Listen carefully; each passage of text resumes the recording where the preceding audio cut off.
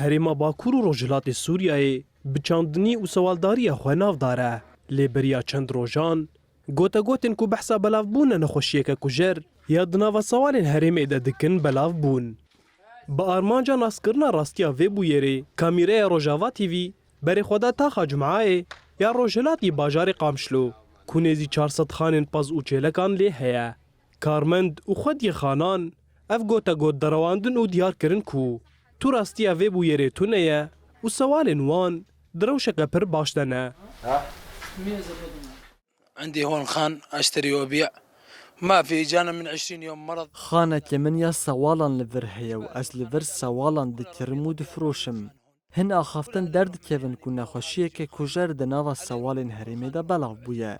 لتو راستيا وان گوتا گوتان تونيا و سوالين مدروشك پر باشتانه. بريا 20 روجان نخوشيك هات لي او نخوشي جي نورمال بو. 400 خان لفر هنه.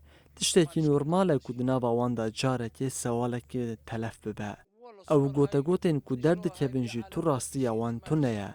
ما تشتك بچاوي خو نديتيا. 20 ساعة ما شفنا شيء راح ما شفنا شيء وعدنا الحمد لله خانات ما شفنا منها شيء راح. ما في.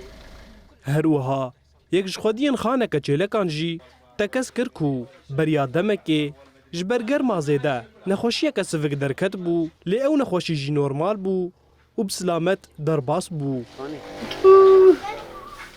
أنا مربي بقر في جمعاية أو عندنا إنه كان في از چیلکان لتاخا جمعای خودی دکم.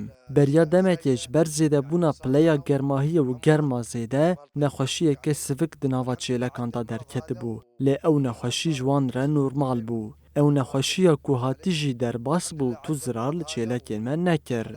جبوان وینه و گوتا گوتین که دهاتن بلاف کرن تو راستی دوان ده تون نیا. في 400 خان بالجمعاية تمام وما في غير مكب واحد.